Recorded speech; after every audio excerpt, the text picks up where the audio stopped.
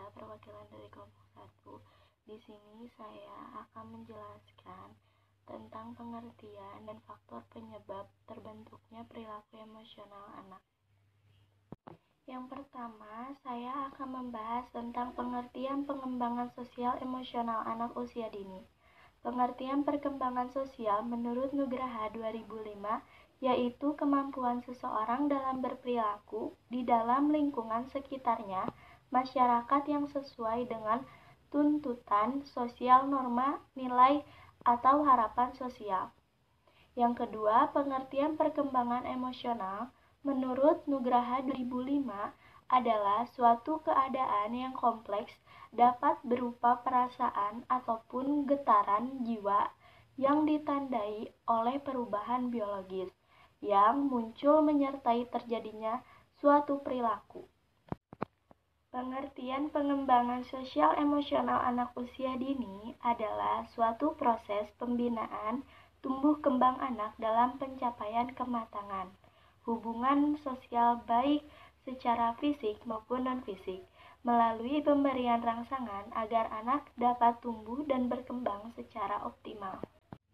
Faktor penyebab terbentuknya perilaku emosional anak. 1. Latar belakang keluarga yang kasar. Yang kedua, perasaan tertolak secara fisik maupun emosional oleh pihak orang tua.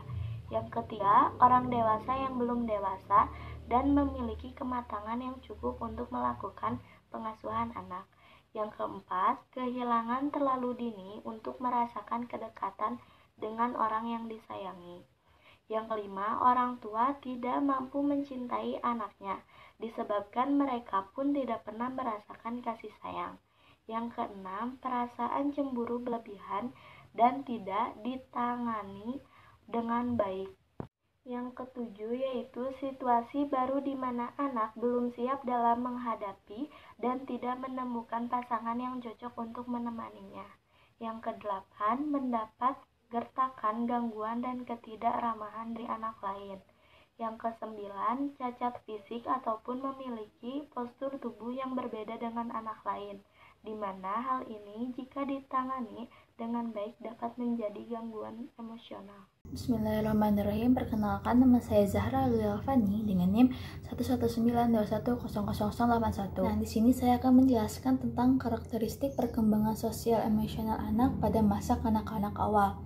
Nah, yang pertama itu ada diri. Dalam teori Erikson, masa kanak-kanak awal adalah periode ketika perkembangan melibatkan penyesalan, konflik, inisiatif versus rasa bersalah. Pada sekitar 4-5 tahun, anak-anak juga mulai menggunakan deskripsi diri seperti sifat. Anak-anak menunjukkan lebih banyak pemahaman diri dan pemahaman terhadap orang lain yang lebih canggih dari apa yang mereka bayangkan sebelumnya.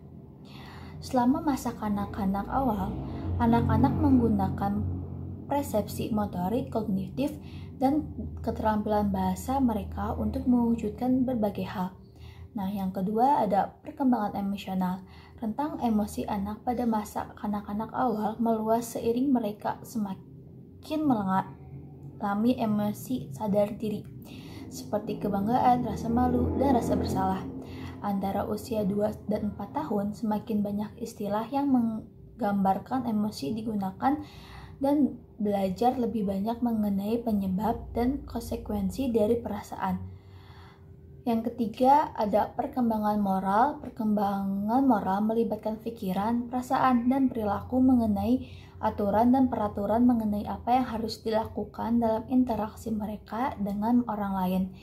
Teori psikoanalisis Freud menekankan pentingnya perasaan dalam perkembangan subrego, sebuah cabang moral kepribadian. Emosi positif seperti empati juga berkontribusi terhadap perkembangan moral anak-anak. Dan yang terakhir ada gender, teori peran sosial, teori psikoanalisis, dan teori sosial kognitif menekankan berbagai aspek pengalaman sosial dalam perkembangan karakteristik gender. Orang tua mempengaruhi perkembangan gender anak-anak dan teman sebaya sangatlah mahir dan dalam memberikan imbalan perilaku sesuai gender.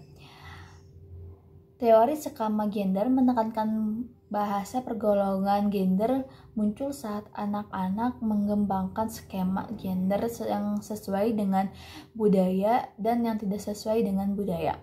Bismillahirrahmanirrahim. Saya Raihan Nur Hanifah dengan NIM 11921000056 akan menyampaikan materi berikutnya, yaitu karakteristik perkembangan sosial emosional pada masa anak-anak menengah dan juga akhir. Ada karakteristik pada diri. Nah, biasanya pada masa anak-anak menengah dan akhir, peningkatan pemahaman diri melibatkan karakteristik sosial dan psikologis, termasuk perbandingan sosial. Kemudian, harga diri terkait akan lebih kuat dengan kinerja dalam skala menengah, tetapi terkait akan lebih kuat dengan inisiatif. Selain itu, terdapat 4 hal dalam meningkatkan harga diri. Yang pertama itu, kita mengidentifikasi penyebab rendahnya harga diri seorang anak. Yang selanjutnya, kita memberikan dukungan emosional dan juga persetujuan sosial. Kemudian, kita akan membantu anak mencapai sesuatu, dan kita akan membentuk anak-anak untuk bisa mengatasi sesuatu. Kemudian, ada juga perkembangan emosional. Perubahan perkembangan dalam emosi meliputi peningkatan pemahaman seseorang terhadap emosi yang kompleks, misalnya kebanggaan dan rasa malu. Kemudian, mendeteksi bahwa lebih dari satu emosi dapat dialami dalam situasi tertentu. Dan saat anak-anak menjadi lebih dewasa, mereka akan lebih banyak menggunakan berbagai strategi coping dan juga kognitif. Yang selanjutnya ada perkembangan moral. Nah, Kohlberg ini berpendapat bahwa perkembangan moral terdiri atas 3 tingkat. Yang pertama, prakonvensional, konvensional, dan pasca konvensional. Kemudian masing-masingnya memiliki 6 tahap. Setelah itu, Kohlberg juga berpendapat bahwa tahap ini terkait dengan usia. Pengaruh pada perubahan melalui tahap tersebut mencakup perkembangan kognitif, imitasi, konflik kognitif, hubungan teman sebaya, serta passive taking. Kemudian ada juga gender. Nah, stereotip gender adalah kategori luas yang mencerminkan kesan serta keyakinan, baik mengenai anak laki-laki dan juga perempuan. Terdapat juga perbedaan sejumlah fisik antara laki-laki dan perempuan. Dalam hal keterampilan kognitif, biasanya anak perempuan ini akan lebih unggul dalam membaca dan juga menulis daripada anak laki-laki. Kemudian beberapa ahli juga berpendapat bahwa perbedaan kognitif antara laki-laki dan perempuan telah dibesar-besarkan. Dan dalam perbedaan emosional, laki-laki lebih agresif secara fisik dibandingkan dengan anak perempuan. Nah, materi yang selanjutnya mengenai ciri karakter perkembangan sosial pada masa bayi dan juga masa prasekolah. Yang pertama itu pada usia 1-2 bulan. Biasanya pada masa usia 1-2 bulan, cirinya itu belum mampu membedakan objek dan juga benda. Kemudian, pada usia 3 bulan, otot mata anak sudah mulai kuat dan juga mampu melihat orang atau objek yang diikuti. Selain itu, anak mampu membedakan suara. Dan anak akan tersenyum apabila kedatangan orang yang dikenalnya. Kemudian anak juga akan mampu memperlihatkan tingkah laku. Selain itu memperhatikan orang bicara, tertawa, dan juga orang-orang yang ada di sekitarnya. Kemudian ciri dari 5-6 bulan biasanya tersenyum dengan bayi lain dan juga akan bereaksi berbeda terhadap suara yang ramah ataupun tidak. Dan pada anak usia 7 bulan biasanya cirinya itu menjambak, agresif, dan juga mencakar, serta anak sudah mulai bisa memegang, melihat, dan juga merebut benda. Nama saya Mutia Syarifah dengan NIM 11921000042. Sini saya akan menjelaskan yang pertama itu tentang ciri karakter perkembangan sosial pada masa bayi dan masa prasekolah. Yang pertama itu umur 8 bulan dan 9 bulan, cirinya mengikuti suara-suara dan tingkah laku yang sederhana. Lalu pada umur 10 bulan sampai 13 bulan itu bermain dengan permainan mengenal larangan. Selanjutnya umur 14 bulan sampai 18 bulan itu tertarik terhadap bayi lain, terus juga ingin dekat dan berkomunikasi dengan orang dewasa. Lalu pada umur 18 bulan sampai 24 bulan itu cirinya mampu melakukan aktivitas yang sederhana, mampu menggunakan alat permainan sebagai alat untuk hubungan sosial. Selanjutnya ada karakteristik perkembangan sosial anak pada masa sekolah. Yang pertama, membuat kontak sosial dengan orang di luar rumah.